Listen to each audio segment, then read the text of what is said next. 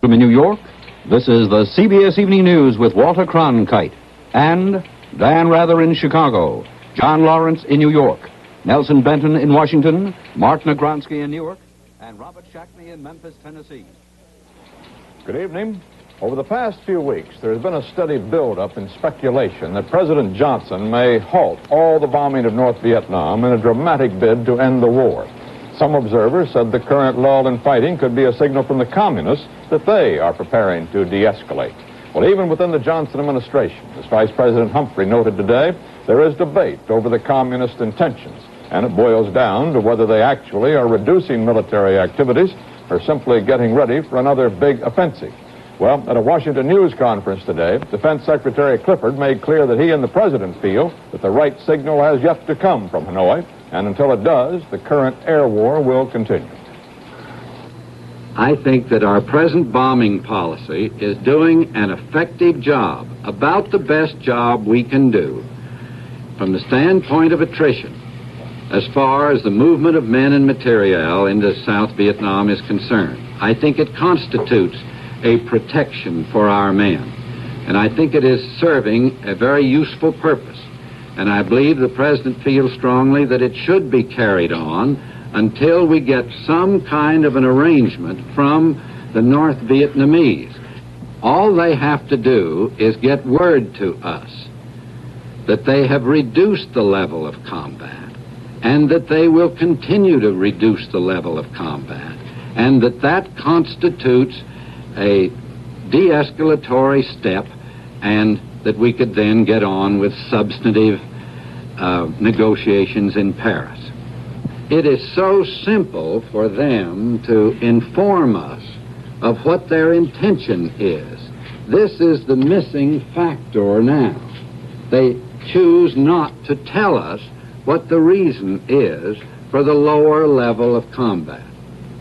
What is your reaction to the Republican platform plank on Vietnam? My reaction is twofold. One, I have not had an opportunity to study the Republican platform on Vietnam. Second, about a week after the President made his speech of March 31, he called Secretary Rusk and me in and said he believed strongly that neither of us should take any part in politics. With reference to the question that you've asked, I find that the President's admonition is a welcome refuge.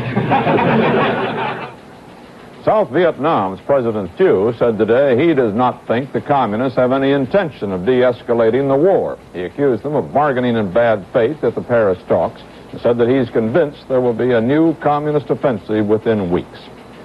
The latest casualty figures in the war list 173 Americans killed and 447 hospitalized with wounds. The overall toll was the lowest for any 7-day period this year.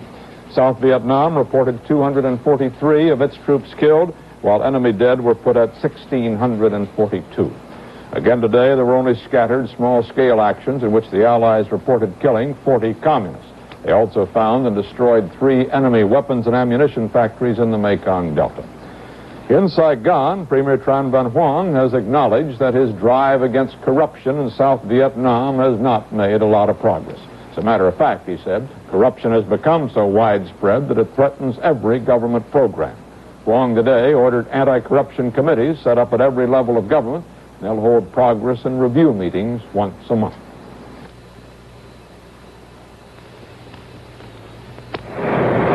You get many different descriptions of a common complaint.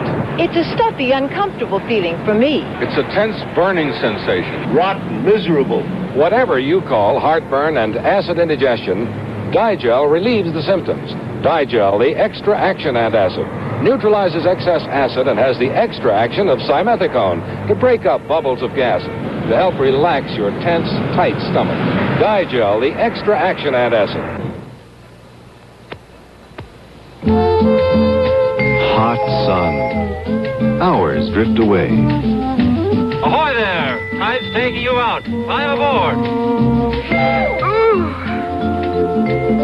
Ooh. Fire is sunburn pain. Put out the fire with Solar Cane. Contains pain-killing benzocaine, ingredient used by doctors. Stop sunburn pain with Solar Cane. Supporters of Vice President Humphrey intend to do away with the usual receptions for their candidate in Chicago and set up a more or less continuous 6-day party in a hotel ballroom. But as Dan Rather reports, the party atmosphere extends only up to the convention hall door. Outside Chicago's amphitheater entrance is being made to resemble the White House. Inside, it's a shambles as volunteer workers struggle to put together enough wires and boards so some semblance of an ordinary convention may be staged. While McCarthy leaders criticize, Convention Director John Criswell tries hard to reassure delegates. We're just telling them that we don't anticipate any problem getting any of our delegates from their hotels here. We don't expect the problems that are being advertised in the press. We think that we'll have a very orderly convention here and that we won't have problems with our delegates. Mr. Mitchell, isn't it still at this late date a touch of madness to try to hold the convention in this city under the circumstances? Well, it's just like that fellow in the western town when they told him that was a crooked poker game. Why did he play in it? And he said it's the only one in town. Where else would we go? The accusation has been made that Lyndon Johnson is the man, either the president or Marvin Watson, the postmaster general, has to approve practically everything from balloons to ticket allocations. Is that true? Well, that just isn't true. Chairman Bailey and the arrangements committee and those of us who make up the management team make those decisions. Mr. Criswell says, and Mr. Bailey says, that Mr. Johnson is not calling the shots on this convention. Well, that could be. Whoever's calling him are not doing a very accurate job of it because we're not getting a fair shake at this convention. Thrust of all these accusations is it's what you're striving for is an absolutely closed convention. Well, we're going to have an open convention. Everybody is being treated equally. Everybody is being given the same rights. Everybody who wants to be nominated will be nominated. The delegates will speak. There'll be debate, open debate on the floor of the convention, and then the roll will be taken. But I don't believe that Humphrey is getting the same kind of frustrating treatment that we are. I don't know about McGovern. You once recently called for the resignation of Chairman Bailey. You still feel that strongly about it? I think that would be an improvement. I think that he disqualified himself as a trustee, which that national chairman should be last January, when he wouldn't even listen to permit Senator McCarthy to come before the National Committee. And he said, instead, I've got my candidates, Johnson and Humphrey, and I think that's still that way. I am not in favor of Humphrey over McCarthy or McGovern. I want this convention and the delegates of it to have a good convention. Then when the roll is called, who the majority of the delegates is for, that's who I'll be for Election Day. Bailey and Criswell agreed with Mitchell on one point. There probably will not be any floor demonstrations at this convention by mutual agreement of the candidates. Among the various warring labor and management factions working inside the hall, there still is only tentative agreement. For example, whether there is to be any live broadcasting from inside is being argued tonight. It now appears at the least that there will be no live broadcasting from outside the hall. Dan Rather, CBS News in Chicago. And the Illinois Bell Telephone Company today reported that cables to a Nike missile site in the Glenview Naval Station near Chicago have been knocked out by at least 20 bullets. The company, which has been struck by electrical workers since May 8th, the strike that affects the convention, said that government calls are being rerouted over alternate routes. The Democratic infighting really begins Monday when the Credentials Committee meets in Chicago to begin hearing contests between competing delegations. Nelson Benton reports. The fight over credentials next week at Chicago could involve as many as 1,000 delegates and alternates to the Democratic Convention. Briefs filed with the Credentials Committee show more challenges, as expected, by the forces of Senator McCarthy than by those of Vice President Humphrey. But spokesmen for Senator McCarthy say they'll concentrate on the racial makeup of Southern delegations with their showcase target, the regular Georgia delegation. That delegation, which leans to Humphrey, includes a Negro state senator and 6 other Negroes, but it is headed by the segregationist governor of Georgia, Lester Maddox. Standing in the wings, ready to replace the Georgia regulars, if they're ousted, is a McCarthy-leaning delegation, whose co-chairman is Negro legislator and civil rights leader Julian Bond. Washington lawyer Joseph Rao, McCarthy's credentials coordinator, pointedly posed the Maddox-Bond choice for Vice President Humphrey. I think he has a problem. It's a problem that he is relying heavily on Southern delegates for his nomination. Insofar as there are contests such as the one against Maddox, he has a rather Hobson's choice of going with Maddox or the civil rights forces where his heart is. I'm sure that the Vice President's heart is with Julian Bond and our delegation. If political consideration should require him to go with Maddox, I'm sure it wouldn't do that happily. I think he has a tough choice here, yes. The Humphrey spokesman is Senator Walter Mondale, who calls the opposition credentials tactics divisive. I think it's certainly ironic that they would try to pursue a strategy that would raise doubts about the Vice President's commitment to human rights, because I don't know of any man in the American government who's established a finer record in this field, including leadership and the very rule upon which these challenges are being made. But I think that is the strategy. It's quite obvious. And I hope it doesn't cost the political health of some of the states in the South, because we're really asking ourselves whether we can create healthy political parties where once there were lily-white segregated parties. And I think that's the real issue, and I hope no candidate for president unfairly tries to exploit the situation to the detriment of the political health of those states. 6 southern states are involved in challenges, but there are challenges in 9 other states also. And so, there's every indication that the preliminary in Chicago may be just as bitter a battle as the main event. Nelson Benton, CBS News, Washington. South Dakota Senator George McGovern asked today to be included in a televised debate between Senator McCarthy and Vice President Humphrey, proposed by the 3 major networks for a week from tomorrow night. Aides for McCarthy and Humphrey promptly said they would prefer to stick to the original 2-candidate format. And CBS News wired McGovern that any change in the format at this late date might mean no debate at all before the Democratic Convention. CBS added that it was prepared to offer McGovern a separate half-hour's time, provided there is a McCarthy-Humphrey debate. Senator Eugene McCarthy, at a New York news conference, came out with a new wrinkle today in his campaign for the Democratic nomination. He produced some examples of the kinds of persons he would like to have in his cabinet. He emphasized, however, that he had not approached any of them. And here is part of his list. The Secretary of State, Senator William Fulbright, Secretary of Defense, John Gardner, Treasury Secretary, CBS President Frank Stanton, Housing and Urban Affairs, Republican Governor Nelson Rockefeller, and UN Ambassador Mrs. Martin Luther King, Jr.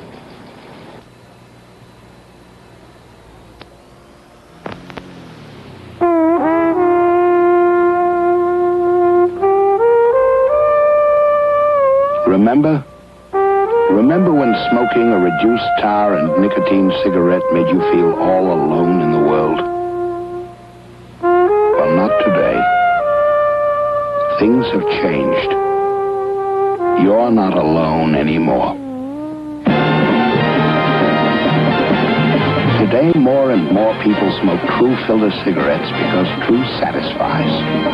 Satisfies with good taste and reduced tar and nicotine. True filter cigarettes, with the air filtration system, the good feel of a built-in mouthpiece, the good taste, and reduced tar and nicotine, with or without menthol. Shouldn't your brand be True? Iowa's Governor Harold Hughes today withdrew his candidacy as a presidential favorite son, released his 46-member convention delegation, and urged other favorite sons to do the same to speed up convention procedure. Although Hughes himself so far is uncommitted, his move is expected to benefit Humphrey. A CBS delegate poll indicates the vice president is favored by half the Iowa delegates. Senator McCarthy today picked up the endorsement of Vermont Governor Philip Hoff, who earlier this year became the first Democratic governor to break with the Johnson administration and support the candidacy of the late Senator Robert Kennedy. Vice President Hubert Humphrey's campaign took him into New Jersey today. CBS News correspondent Martin Agronsky reports.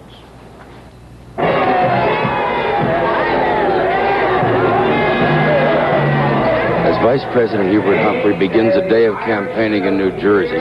The name of the game is still delegates. The Vice President had a warm and friendly reception in Newark, and his first speech of the day was to the Newark citizens for Humphrey. The issue is between those who preach the politics of fear and despair, and you've been hearing some of it, and those who preach and practice the politics of hope and progress. I am a man of hope and a man of progress.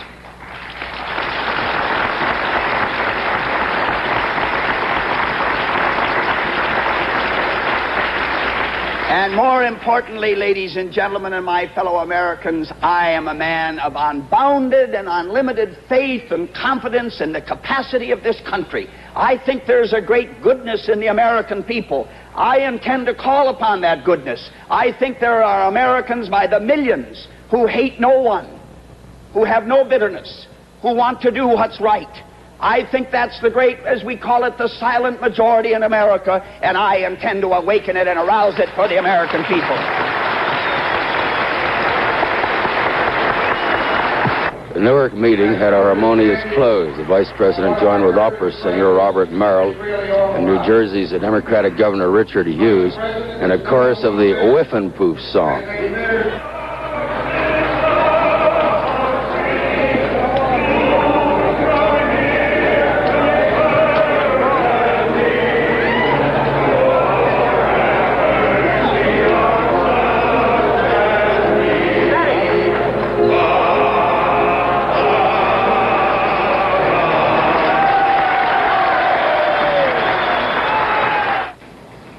President Johnson's personal doctor, on the basis of new x-rays, has found no significant change in the president's physical condition since he underwent his last thorough x-ray examination 2 years ago. The Texas White House said this applies to everything, including Mr. Johnson's chronic intestinal ailment. Nigeria today rejected another Red Cross proposal to fly food to secessionist Biafra, and so there still is no relief in sight for that country's starving population. Communist Romania's leaders flew into Prague today and got a warm reception from the new Czechoslovak liberal regime that they supported in the recent showdown with Russia. Party chiefs of the two Soviet bloc nations who have managed to break away from Moscow's domination will hold 3 days of talks on a new friendship treaty. 14 Cuban refugees, men, women, and children, today made a dramatic flight to Homestead, Florida, aboard a stolen biplane made in Russia and used in Cuba to dust crops. To avoid radar detection by the Cubans, the plane flew so low that its wheels touched the water 3 times. The plane was loaded with a poisonous insecticide, and passengers broke some windows so they could breathe better. All 14 refugees were granted asylum and taken to Miami to await resettlement.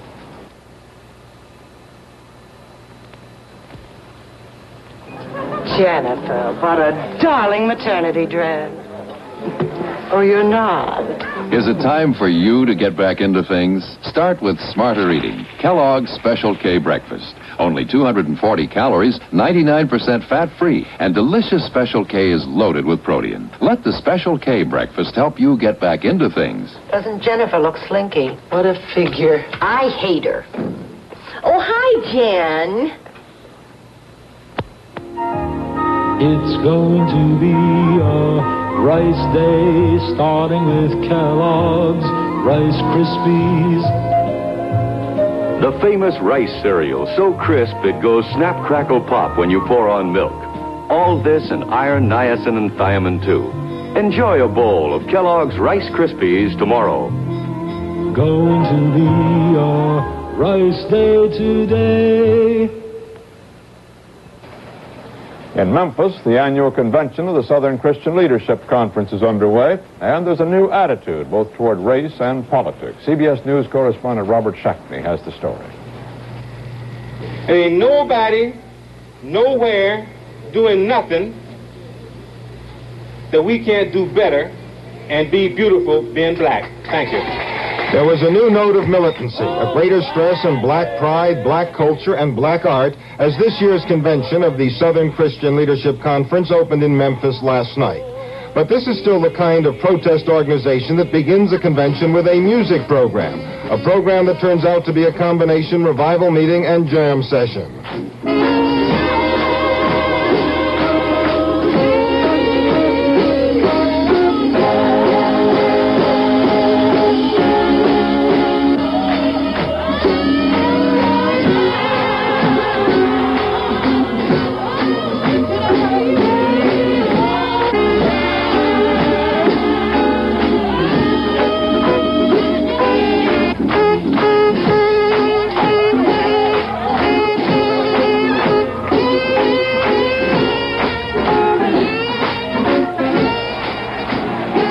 morning, the singing at the first business session turned out to be a musical cheer for Dr. Ralph Abernathy, who proclaimed a new and active political role for the organization. At the present time, there is no enthusiasm among Negroes for Nixon.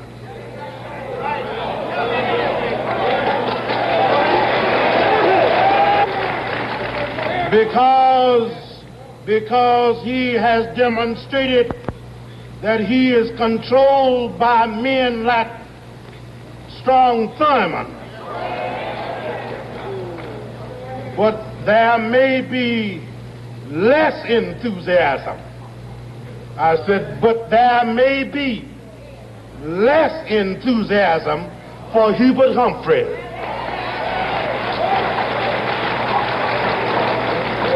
For fear that he will be controlled by Mayor Daley in Chicago and Senator Eastland in Mississippi and Lyndon Baines Johnson, who is presently in the White House. And as black people and poor people, we are not going to let Thurman dictate us, neither are we going to let LBJ Daley and the rest dictate to us. Dr. Abernathy endorsed no other candidate, but he said Negro votes hold the balance of power in the South. He said Negroes might boycott the presidential elections, but would work for the election of friendly congressmen. Militancy in politics, he's made it plain, is a major new direction for the organization. Robert Shackney, CBS News, Memphis. J. Earl Deering, a Negro prosecuting attorney who has been advising Richard Nixon on crime and law enforcement, said today some of Nixon's top aides are concerned about a seeming Negro revolt from the Republican Party this year. Deering's remark came at a news conference in San Diego after one of a series of meetings with Nixon. Republican Senator Strom Thurmond of South Carolina denied today that Richard Nixon made any deals with the South in choosing a running mate. Thurmond, interviewed by a Scripps Howard reporter, said his advice to Nixon was not to put a member of the party's liberal wing on the ticket. Thurmond said Southern leaders had favored Governor Reagan or Senator Tower of Texas or Senator Baker of Tennessee or Maryland Congressman Rogers Morton for the second spot. Spiro Agnew, according to Thurmond, emerged simply as a candidate least offensive to any party faction. Nixon's camp has been claiming that New York City Mayor John Lindsay pledged enthusiastic support to the Republican ticket when Nixon telephoned him earlier this week. But Lindsay said today that's not so. He said it was assumed he was supporting the ticket, and consequently the question never even came up during the conversation. The Federal Reserve Board is reducing the discount rate that charges member banks for borrowing money. The change, from 5.5% to 5.25%, takes effect in the Minneapolis area tomorrow, and it signals the easing of inflationary curbs in light of the 10% tax surcharge and cuts in federal spending. After 2 days of gains, prices fell on the New York Stock Exchange. Volume was 12,700,000 shares, and that's the lowest for a Thursday since the Wednesday closures began June 12th. The exchange index lost 20 cents. There's a chance that the U.S. program to put a man on the moon may be delayed by a new discovery, what the Jet Propulsion Laboratory calls a raisin bread crust on the moon. These lumps, it says, may be 50 miles in diameter, and they've already affected the orbits of 5 unmanned spacecraft. It's feared that these mysterious masses could make a landing craft miss its target by several miles. As a result, space officials are considering a manned mission to circle the moon before attempting a landing. John F. Kennedy, Jr. will spend the 3rd grade in collegiate school, a private school once affiliated with the Dutch Reformed Church and located in a racially mixed neighborhood of Manhattan. No one is saying publicly why John is being transferred from St. David's, an exclusive Roman Catholic private school. But there are reports that he was restless and inattentive last year and that he would have had to repeat the 2nd grade at St. David's.